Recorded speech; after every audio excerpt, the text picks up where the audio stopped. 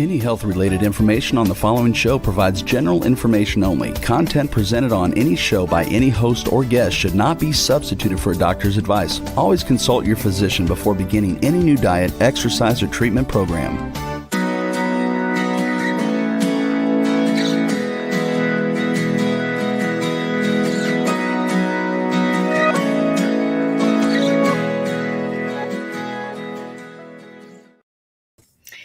Welcome to Accelerated Health TV and Radio Show. I'm your host, SARA BANTA. I'm a health coach, natural supplement expert, and a busy mom of three. Make sure you hit the subscribe button below so you're notified every week with my new podcasts on Mondays and Tuesdays. And if you haven't already, join my free group coaching on Telegram with the link below. I teach you on a daily basis with tips and tools to enhance your health, and you will be a part of a like-minded group to support you on your journey in addition to truly taking control of your health. My goal is to reach everyone on earth with eyes to see and ears to hear my message of healing. So please help me with that goal and share this podcast with a few of your friends who may need my help, especially this one. Today we are talking about nourishing your gut and understanding the gut health and gut repair supplements.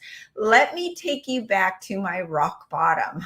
My rock bottom was when I was pregnant and I was having intestinal spasms, thinking they were contractions, thinking that my child was going to be born at 23 weeks. And that was a scary time in my life. And so when I actually had the time to go see a GI doctor, they put tubes down me, up me, around me. I had all of the protocols that Western medicine did.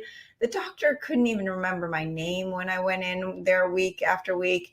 And after multiple tests and just going through the ringer, all she said was, take some Metamucil and you've got IBS. And I sat there going, you know what? There's a better answer than this, and I know it. And I felt like I was alone. I felt like I was the only person on earth that got bloated every time I ate, that my digestion wasn't working, and I was nauseous. I was either constipated or had diarrhea. It went back and forth. My skin was breaking out. My hair was falling out. All of these things relate to the gut. And that's why it's so important. And so let's break this down. The immune system is in the gut. The gut and the brain are not just talking to each other, but they are part of the same organ, essentially, according to Krishnan, who's going to be on my podcast in a couple weeks. But the brain is affected by stress, which affects the gut, which affects the immune system, and it's this full cycle. And right now, we are under so much stress in general, and I have this going on in my own household with my 3 kids. You know, everyone's got their own stressors, and how do kids manage their stress? And it's my job to teach them, right? And to hold it together myself so that I am not allowed to be stressed, because if I'm stressed, my gut will wreak havoc, even with all the supplements and the clean diet and everything that I'm going to be talking about today. And then you throw in something like the full moon or the new moon, which the full moon is tomorrow. And the only reason I'm bringing that up, if you get constipated or retain excess water around the full moon or new moon, that's normal. That's why hospitals are filled with labor and delivery during the full moon. It's also connected to the female cycle. So all of these things affect the gut. So many of you might notice, many of you women, that you get more constipated around your cycle or right before. So hormones are related, and it's very intricate. So my short answer to the GI doctor that told me to take Metamucil, no, Metamucil doesn't work. It can actually make things worse, and it's a lot more complicated than that. So the gut-brain axis, let's talk about that for a minute. It refers to this complex bidirectional communication system, meaning the gut talks to the brain, but the brain also talks to the gut. And the gut communicates with the brain through various pathways, including the nervous system, the immune system, and the endocrine system. And in recent years, researchers have started to explore the role of the gut microbiome in this communication system and how it impacts mental health. Studies have found that gut microbiome can influence the production of neurotransmitters such as serotonin, dopamine, and GABA.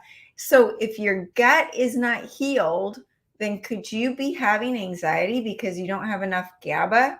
And how about the fact that COVID has actually depleted our systems of more GABA than normal? And dopamine and serotonin have been affected by social media and all of the other addictions that have occurred, right? So we're talking about a lot of things that are playing together. And the gut microbiome can also affect the immune system, which has been linked to depression and other mood disorders. So what do we do with this? How do we address our gut to heal our brain?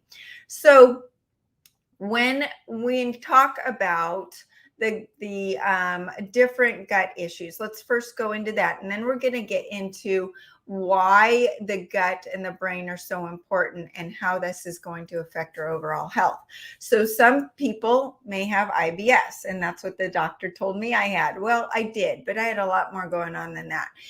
IBS is just a common gastrointestinal disorder that affects the large intestine or the colon. It's characterized by recurring abdominal pain, bloating, gas, change in bowel habits such as diarrhea, constipation, or both. And unlike inflammatory bowel disease, such as IBD, such as Crohn's or colitis, IBS does not cause inflammation or permanent damage to the digestive tract. The exact cause of IBS is not fully understood, but things definitely can help it. There's also leaky gut, which I think most people have. Leaky gut's also known as increased intestinal permeability, which is a condition where the lining of the intestines becomes more permeable than normal. And this can allow undigested food particles, toxins, and bacteria to leak through the intestinal wall and enter the bloodstream. So then what happens is all of these healthy food particles go into the bloodstream. The body says, oh my God, what is that? I don't recognize it. Let's have an over-exaggerated autoimmune response. And so this can lead to various symptoms such as bloating, abdominal fatigue or abdominal pain, fatigue, food sensitivities.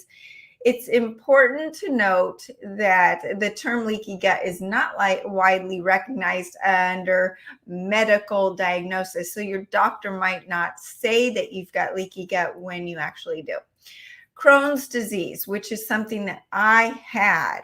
Crohn's disease is a chronic inflammatory bowel disease that it can affect any part of the gastrointestinal tract from the mouth to the anus. It commonly occurs in the small intestine and the beginning of the colon. It causes inflammation and ulcers in the affected area of the digestive tract, leading to symptoms such as abdominal pain, diarrhea, weight loss, fatigue, sometimes fever.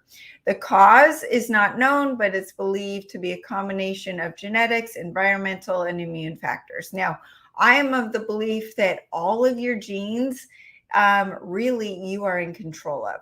You have this ability to have the expression of your genes to be inhibited or expressed through diet, supplements, and your lifestyle. Okay, so then we've got colitis, which I have had in the recent months just from stress. And colitis just means the inflammation of the colon. Anytime you say itis, pancreatitis, any itis means just inflammation of that area. So colitis includes infectious colitis caused by an infection. You've got ischemic colitis due to reduced blood flow to the colon, radiation colitis caused by radiation therapy. The term colitis is often used to refer to two specific types of inflammatory bowel disease: ulcerative colitis and continuous and Crohn's colitis. Ulcerative colitis affects the colon and the rectum, causing continuous inflammation and ulcers in the inner lining of the colon. And then Crohn's colitis is a form of Crohn's disease that affects the colon. Then you've got GERD, which is the gastroesophageal reflux disease. And this is a chronic digestive disorder that occurs when the stomach acid, it flows back up into the esophagus. And many people think that it's because of too much acid in the stomach, but it's actually because of too low stomach acid. We need a very high HCl acid in our stomach to digest our foods.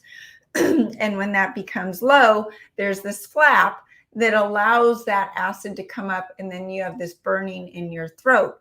And although it's very acidic, it's not as acidic as it needs to be down there, which keeps that flap low.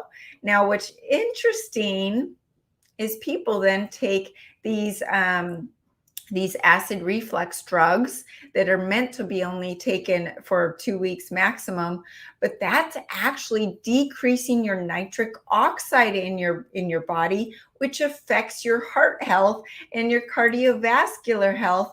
And what else affects that is mouthwash and fluoride. We're not going to get into that right now, but you need to stop taking your GERD medication. If you've got GERD, you need to be using baking soda and just a little bit in your water, or you can use a supplement called net acid, and we need to change your diet. It's all from the wrong foods, the seed oils, the fructose, the processed foods. That's what's causing your acid reflux. So that's something else that we can get into on another podcast, but I just wanted to mention that. SIBO's, I've had this one too, is a common gastrointestinal disorder linked to maldigestion, malabsorption, and dysmotility in the small bowel. It's characterized by an overabundance of the colonic bacteria in the small intestine. So essentially, the right bacteria is in the wrong place. We don't need a lot of that good bacteria in the small intestine. So this affects millions of individuals, and it wasn't until recent advancement that we were able to diagnose this. It commonly presents with abdominal distension, bloating, diarrhea, constipation, and gas. It's frequently overlapping with other gastrointestinal disorders like IBS, IBD, type 2 diabetes, H. pylori infections, and restless leg syndrome. It's classified into 3 different categories depending on symptomology. There's the hydrogen dominant, the methane dominant, the hydrogen sulfide dominant, and I go into this in depth on my article about SIBO at SARABANTAHEALTH.com. So make sure you check that out if this sounds like you. I mean, a lot of these symptoms are very similar with all of these different diagnoses. So taking a step back, we want to heal the gut, right? Why? Why is it so important? Well, number 1, digestion and nutrient absorption. It's involved in the breakdown of the complex carbohydrates, the fiber in our bodies that cannot digest on their own.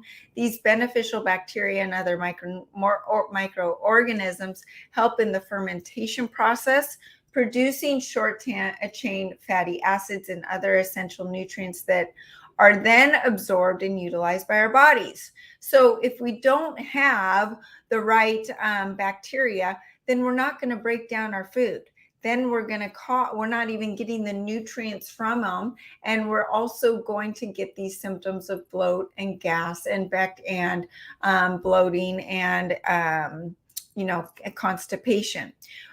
We also need a healthy gut for the immune system.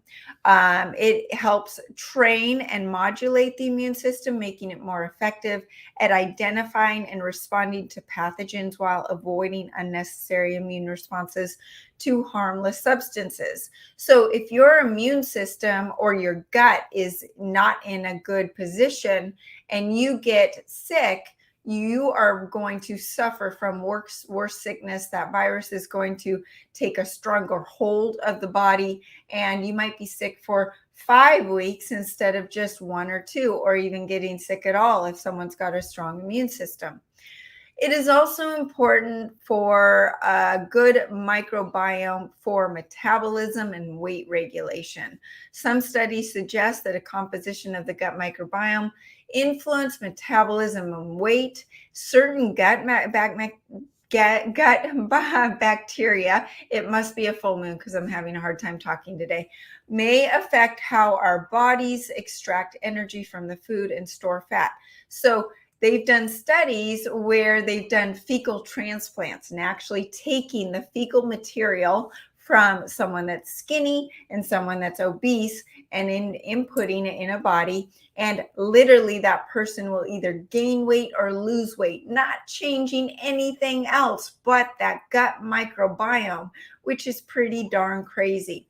Now, the last thing, which I think is one of the most important reasons, is the gut-brain axis and the mental health. So the gut-brain axis, as I mentioned, it's that bidirectional. So the brain is talking to the gut is talking to the brain. And Krishnan from Microbiome Labs will be on my show August 15th. So make sure you tune into that. We are going to be talking about this connection. So nearly 4 in every 10 people discover their functional GI disorder symptoms during an episode of stress. And who is not under stress? 67% of individuals see stress as the main trigger of their gastrointestinal upset and see it as a key overlapping the concerns that we're talking about. 70% experience up to 6 signs of gut discomfort, including bloating, gas, abdominal pain, unpredictable bowel movements, lethargy, and stress. 70% of people suffering from gut discomfort believe it's important to also reduce stress and mental health challenges. So both of these physiological and psychological stress can exacerbate the symptoms. And it's well known that the chronic stress dysregulates the hypothalamus pituitary adrenal axis, the HPA. I've talked about this as it's connected to the HPT axis, the hypothalamus pituitary thyroid axis. That's why it's really important to be taking care of your thyroid with the acceleridine and the accelerated thyroid, because that is the master endocrine gland. That is going to help regulate your pituitary, hypothalamus, and your adrenals. And your adrenals is that organ that's responsible for your stress hormones, your cortisol, and your adrenaline. So we want to make sure that's all in check. And this is, it's also associated with chronic abdominal pain, which is one of the most common symptoms of IBS. Individuals with IBS showed an elevated cortisol and DHEA ratio after awakening compared to healthy individuals. Some studies have shown that approximately 60% of patients with IBS also have major psychosocial disorders, including comorbidities like anxiety and depression. Okay, I want to stop and repeat. 60% of patients with IBS also have psychosocial disorders like anxiety and depression. And you know what else they also have? People with anxiety and depression also have hypothyroidism. So I'm putting together the connection between your thyroid, your gut, and your brain and your mood. But what happens when you are stressed over the fact that you have anxiety, or you're stressed that you're going to get bloated every time you eat, right? So now I'm increasing the stress because I'm about to eat food, because I have to eat food. And that stress is going to cause bigger disruption in the gut. It's then going to feed back to a worsened gut bacteria or gut microbiome that then is going to lead to the wrong gut bacteria causing my anxiety and depression. And then that is going to increase stress, which is going to wreak havoc on my gut. And there's this big vicious cycle that's going on. So we need to really address this gut-brain axis. So next, when we're going to get back to this mental aspect, but another important reason for a gut microbiome is protection against pathogens. A diverse and healthy gut microbiome can act as a barrier, preventing harmful pathogens from colonizing the gut and causing infections.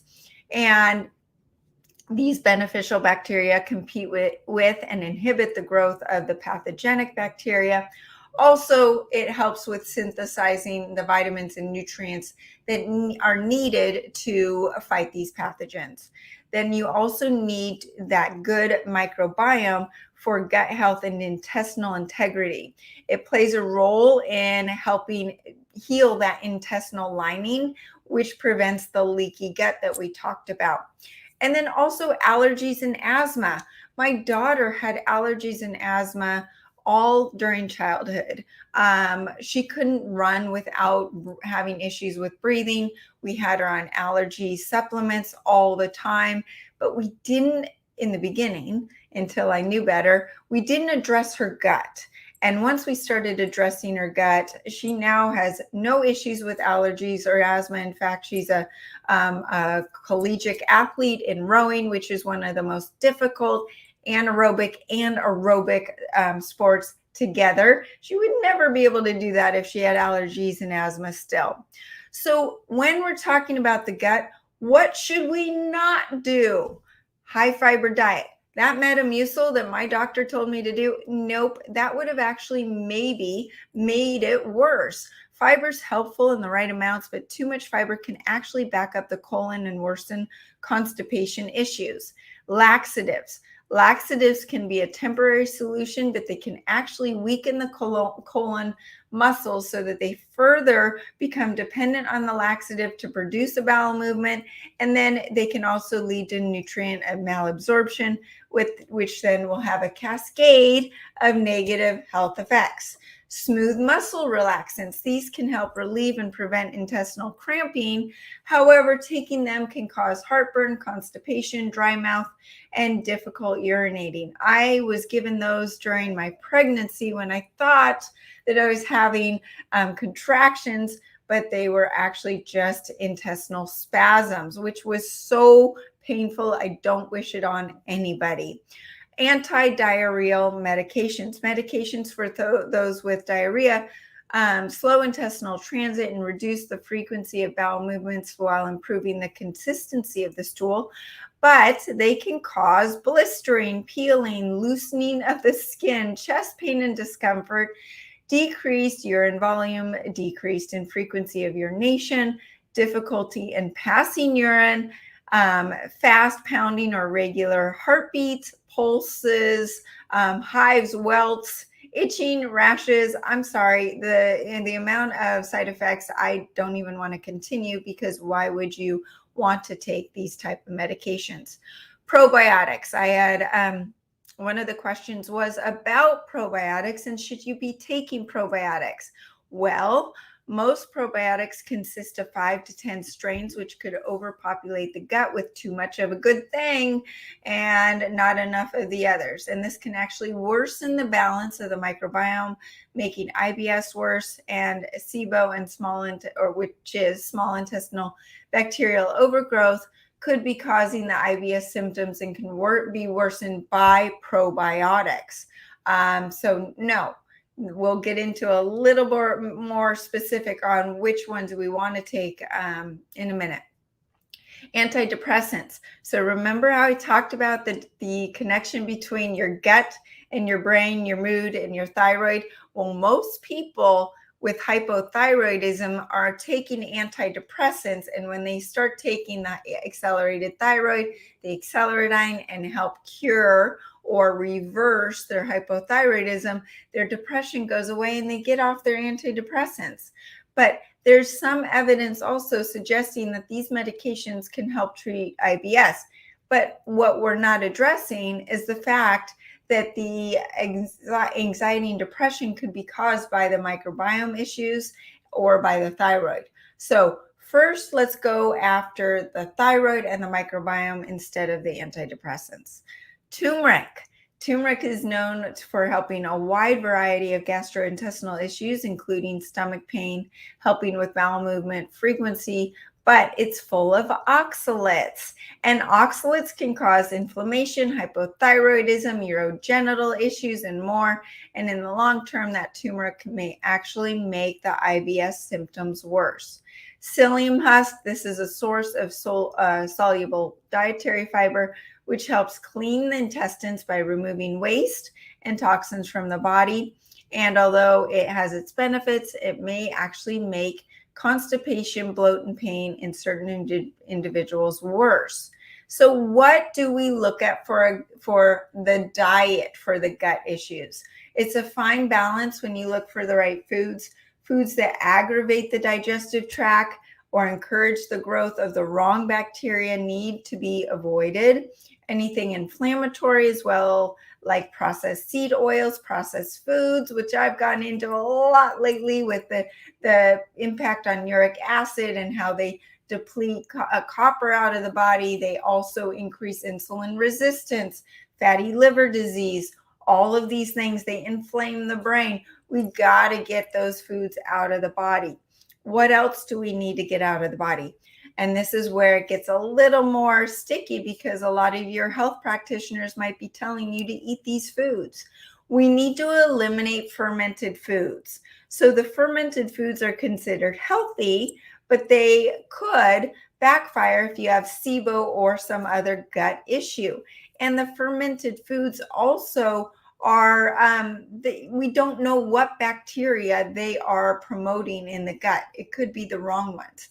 We want to eliminate the oxalates. Oh, and speaking of the fermented foods, this is the kombuchas and the kavitas that taste so good. And believe me, I love those drinks.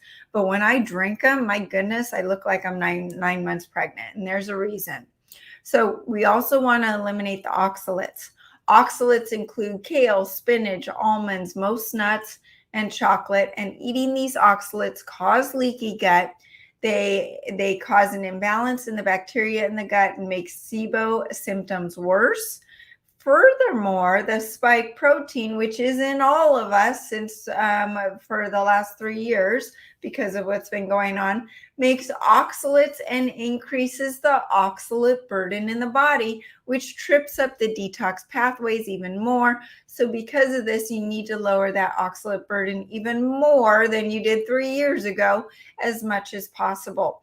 This is in the green drink. So if you're drinking your green drink or your smoothie in the morning that everyone says, or your health practitioner or the person on Instagram says is so healthy for you, and it makes you bloated or gassy or constipated or have diarrhea, that's not normal.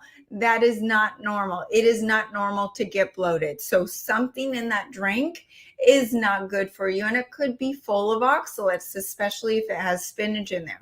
We need to eliminate the sulfur foods. This includes even supplements like glutathione that contain sulfur, as well as the foods like egg yolks, onions, garlic, cabbage. Broccoli is one of the worst, and kale. Kale is a killer kale. It's got oxalates and sulfur. Sulfur can make SIBO symptoms worse, can make gas and bloating worse, trip up the detoxification pathways, especially in the liver. So with all this gut stuff, our liver is really important as well. And if we're not taking care of our liver and doing the liver flush 3 to 4 times a year, I do one once a month now. It's so easy. I've made it clean and easy, no brainer. That's why it's so much easier to do. And I do it just once a month.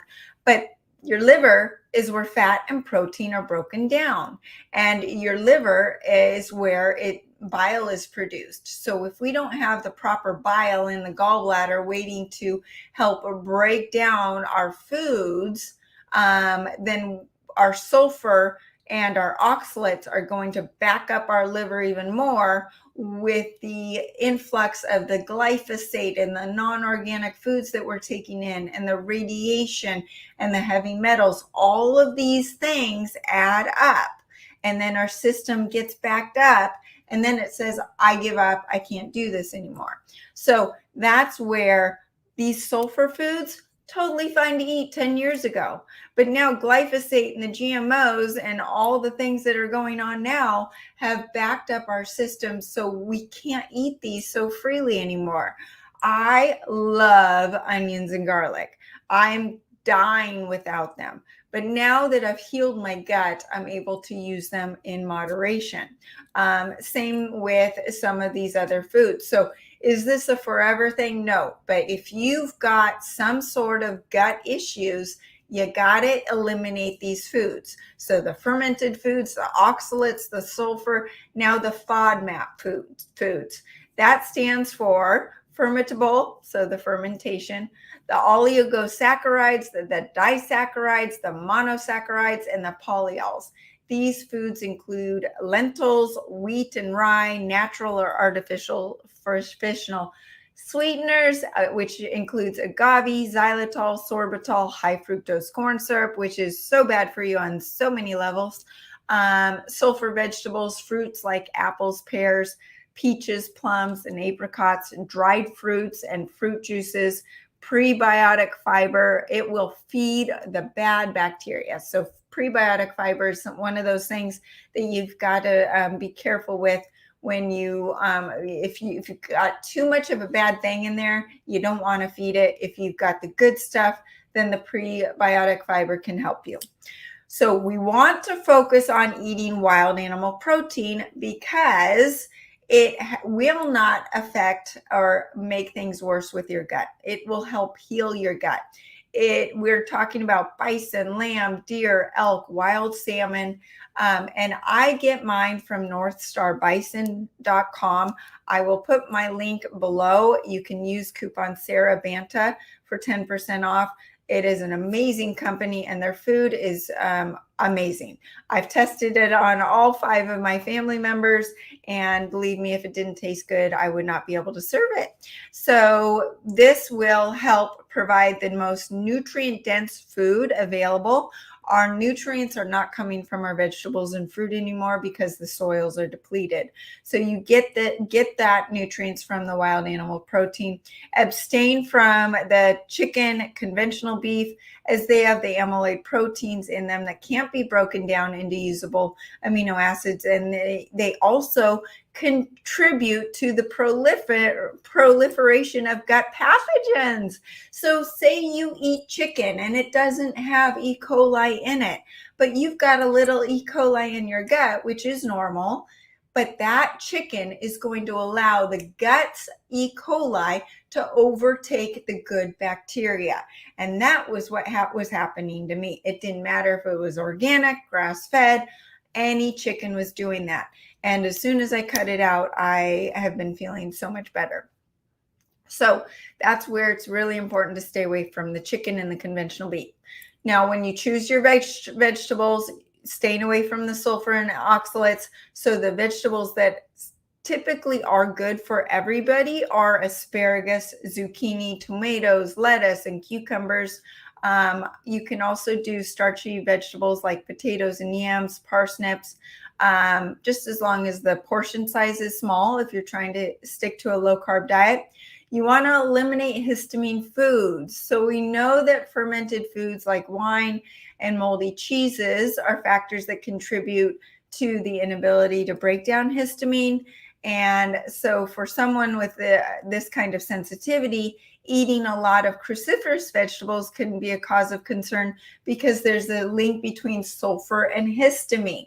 So what are histamine foods? Alcohol, fermented foods, aged foods, fish and shellfish, mostly shellfish. If you're eating regular fish, that's especially wild fish, you're good to go. Bone broth. Here we are doing these bone broth cleanses, right? And bone broth fast. I'm cleaning my gut. Well, actually, bone broth is full of histamine. Dairy, grains, avocado. Avocado is nature's fruit and nature's ketogenic food, right? Well, avocados, I'm particularly actually allergic to them, and they cause a histamine response. Soy and tomatoes. So these are some foods you need to be careful of. So now we're going to get into the supplements, and there's so many supplements to talk about. Number one, I want to talk about accelerated keto. Now, this is not a probiotic. This is not a gut supplement, but it aids you in the ability to intermittent fast. And intermittent fasting is the key. And even Quran talks about how he intermittent fasts every day. It suppresses the appetite. The accelerated keto teaches your body to burn its own fat stores for energy. And so as the body's fasting, it says, okay, I'm not digesting food right now. Let's go to work. Let's trigger autophagy and clean up like Pac-Man throughout the gut and throughout the whole body, throughout the brain, and heal the gut, reduce inflammation, and heal the intestines, kill the pathogens that may be causing IBS, cleanse the liver gently. So the accelerated keto is programmed with frequencies, scalar field frequencies, to clear the shock out of your body, which helps calm the brain down, helps with anxiety and depression, also cleanses the liver. So that's why it's important to take the accelerated keto away from other supplements, because you want it to go straight to the liver to start cleansing that liver, reducing fatty liver, so reversing insulin resistance. But then it's also going to help kill the pathogens that may be contributing to your gut issues, IBS. And so then you are going to see a bigger impact of all the gut supplements. We're going to intermittent fast and try to keep your eating window at least within an 8-hour window. Throw in a 24-hour fast, once in a while. I like to do a 24-hour fast at least once a week. I like to do my liver flush in conjunction with that once a month. And that really helps get the gut in a way where it can do the healing on its own. Now, you want to use the accelerated, I don't have it with me, I can't believe it. Oh, yes, I do. The accelerated cellular detox powder. This is enhanced with a scalar field to take shock out of your body, but also to soak up the heavy metals and the heavy metals and the pesticides and the herbicides that we're being bombarded with as well. But this is a combination of 6 organic ingredients that helps reduce bloat, diarrhea, constipation. It balances the doshas. So if you have diarrhea, it will bring you back to normal. If you have constipation, it will bring you back to normal. It helps reduce the inflammation in the intestines, soaks up the toxins that contribute to IBS, helps improve the nutrient absorption. It also helps soak up the toxins that you're kicking out from the accelerated silver and from the iodine, the accelerated iodine that kick out of your body. And it alleviates the burden from your liver and your kidneys. Now, in conjunction with that, the accelerated silver is helping devitalize all of the foreign pathogens in your body, boost the immune system so that your gut's immune system cells can not work on your total immune system. So helps devitalize those foreign pathogens, the virus, bacteria. This is the highlighted product in my Bali Belly protocol. Bali Belly is when you get food poisoning from Bali or from Mexico or whatever foreign country that you are traveling to. You always want to take your silver for your gut, right? Okay, so this is the supplement that I am so excited about, is the Zen Biome. And this targets the gut-brain axis. It's clinically demonstrated to support the relief of occasional gastrointestinal discomfort as it's associated to the psychological stress. So we're talking about the gut-brain axis and helping break the anxiety and depressions that's associated with the fact that you're worried about being bloated all the time, right? It targets that gut-brain axis, and it's powered by 2 innovative probiotic strains. It's the Zen Biome Dual, and it provides this around-the-clock digestive maintenance, supporting optimal gut health and overall well-being, supports digestive discomfort, occasional episodes of abdominal discomfort, gas, bloating, diarrhea, supports that gut-brain axis, maintains normal, regular digestive processes, mood self-regulation, helps address and overcome the stress in your life, and helps with cortisol levels, maintain energy, vitality, mental acuity, and helps with sleep as well.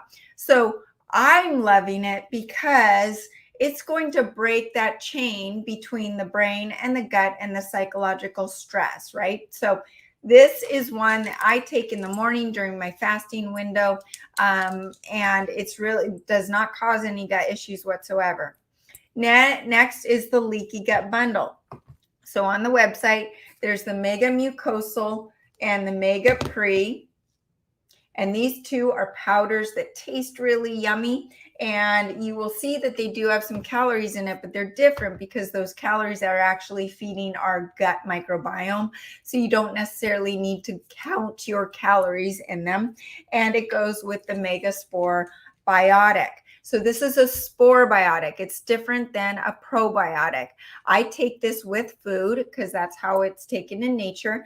It reconditions the gut by promoting microbial diversity and maintaining the good bacteria without reseeding it with the probiotic strains that cannot survive digestion like most. So most probiotics, number one, they're dead in the capsule. But the ones that maybe aren't can't even absorb. Remember that how acidic our stomach acid is? It is so acidic, it will kill all those probiotic strains. Well, the Megaspore stays dormant till it gets to where it needs to go.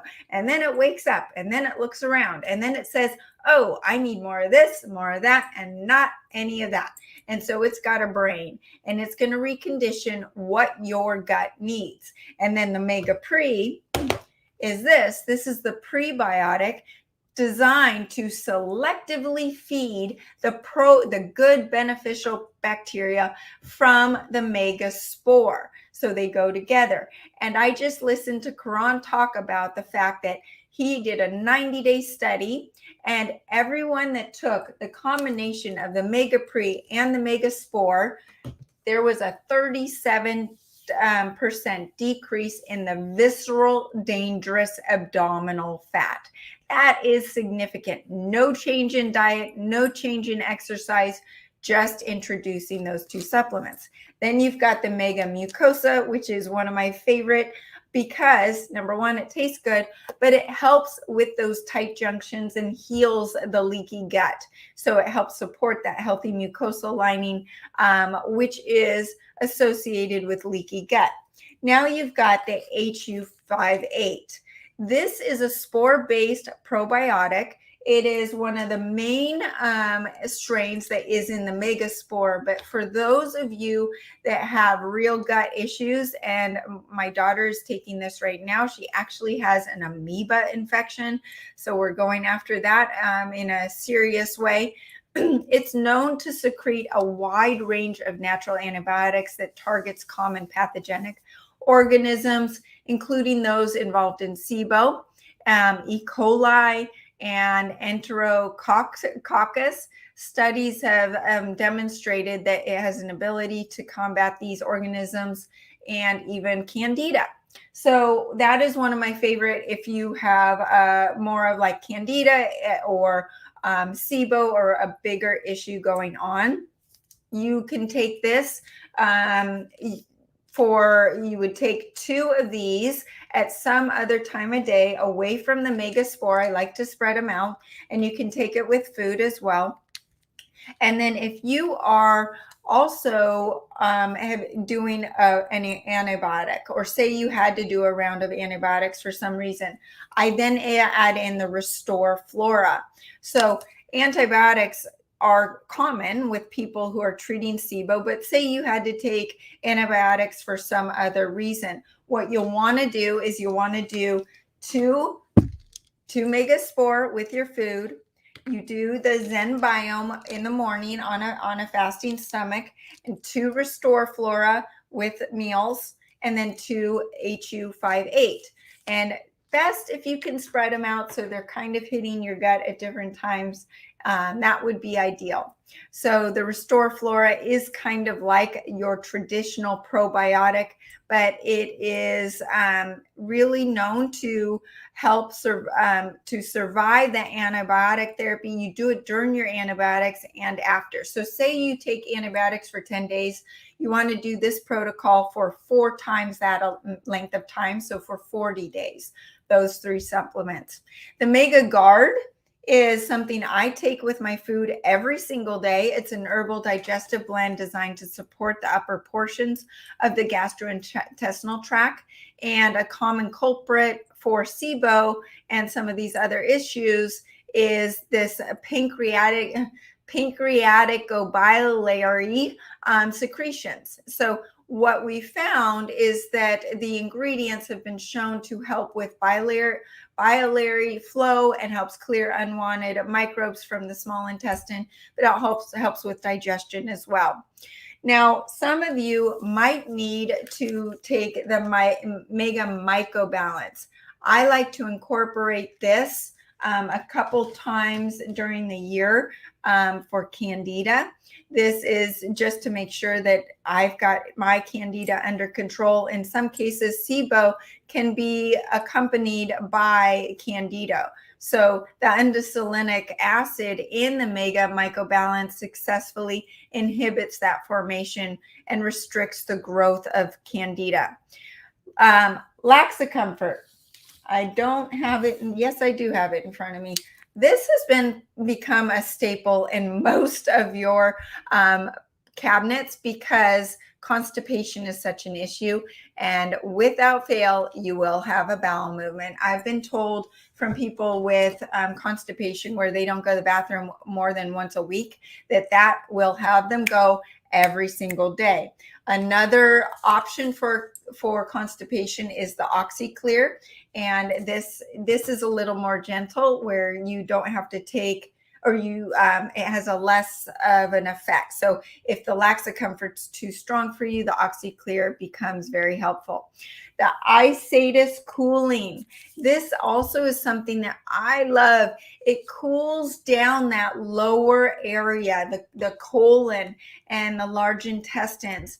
It helps with Crohn's disease, ulcerative colitis, irritable bowel syndrome, gastric ulcers.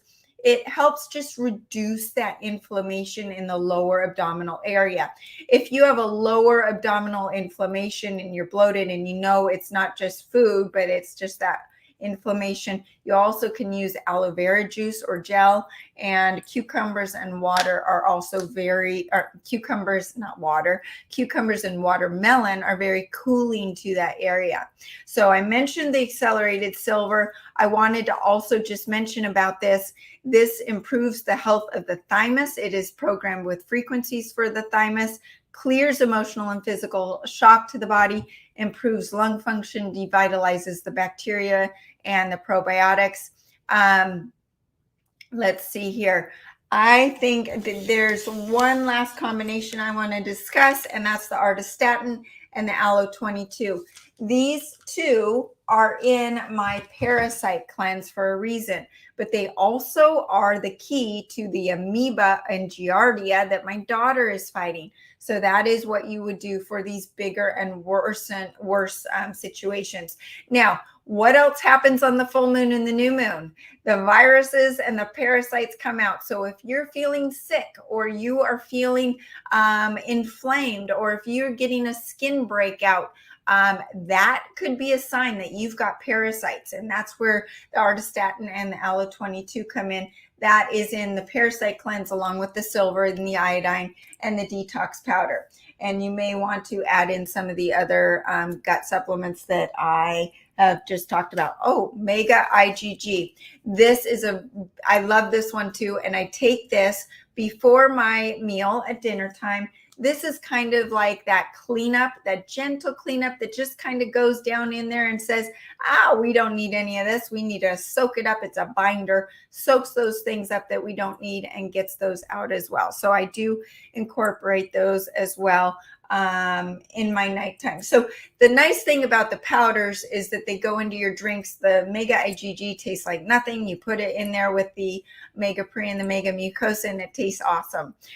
So I hope this was helpful. Your gut is everything. The gut is why I've created Accelerated Health products. The gut is why I'm so into health, is because my gut was a disaster to the point where it put me into early labor and delivery thinking I was having a baby at 23 weeks. That was how bad it was. So if I can heal my gut and if I can get rid of my bloat, anybody can. One last little tip, and we can talk about this later if you have any questions. Your spleen is important. Your spleen is your battery pack to your digestion. So magnesium, which is needed, magnesium can slow down the spleen or make it cold. So if you're taking magnesium and you feel bloated, that could be that your spleen is weakened from the magnesium. So one last tip on that, accelerated ancient salt, carry it with me all the time. It helps with digestion and the bile salts and the liver as well. So I'm out of time. I knew I would be, but if you learned anything today, let me know. Leave a comment below. I am so happy to be sharing this information with you. Contact me through my website, SARABANTAHEALTH.com. Check out the articles and the podcast there. I go into a lot of these health issues, candida, parasites, SIBO, and mold. It's all on the website. Join my free group coaching on Telegram with the link below. I teach you on a daily basis with tips and tools to take control of your health. And my goal is to reach everyone on earth with eyes to see and ears to hear my message of healing. So please help me with that goal and share this podcast with a few of your friends who may need my help. Join us every Monday at 2 p.m. Pacific and Tuesdays at 1 p.m. Pacific. Use coupon WELCOME10 for 10% off site-wide. Thanks again for joining us here, and have a great week.